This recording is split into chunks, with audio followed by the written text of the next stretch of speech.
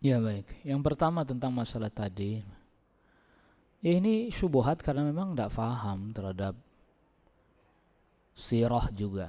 Sekarang begini, ketika para khalifah dahulu menunjuk gubernur-gubernur,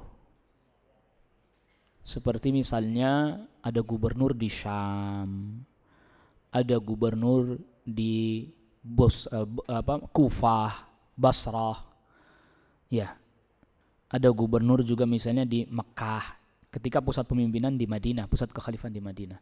Sekarang saya tanya, itu gubernur-gubernur itu ulil amr bukan? Pemimpin bukan? Amir bukan?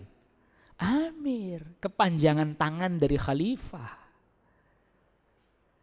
Gubernur DKI misalnya, ya kan, gubernur Jawa Barat, itu kepanjangan tangan dari presiden, dari ulil amr.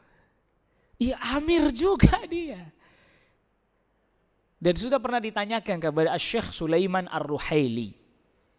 Beliau waktu itu bikin daurah di Kuwait tentang taat kepada ulil amr. Saya sempat dengar beberapa rekamannya.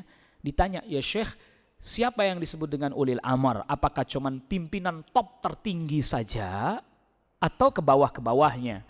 Beliau jawab, ya ke bawah. Termasuk bahasa tata negaranya administrator atau apalah, ya dalam bahasa fikih, syariah, amir. Seperti Raja Saudi kan, Mekah punya amir sendiri, Madinah ada amirnya sendiri. Itu kepanjangan tangan dari ulil amr. Gitu. Ini kan syubhat rancu, apalagi bilang ulil amr itu imam masjid. Imam masjid malah bukan ulil amr itu. Buktinya apa? Bisa dipecat sama ketua DKM, betul nggak? Imam ratib tuh bisa dipecat sama ketua DKM, betul Pak? Berarti bukan dia ulil amrnya. Di masjid malah ketua DKM-nya jadi ulil amr. Bisa dipecat, bisa diganti. Imam masjid, khotib bisa diberhentiin, nggak khutbah.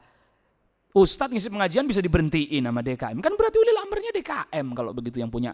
Ulil amr itu yang memiliki urusan, memegang urusan, punya keputusan. Nah, dia sebagai kepanjangannya. Nah, itu syubhat itu.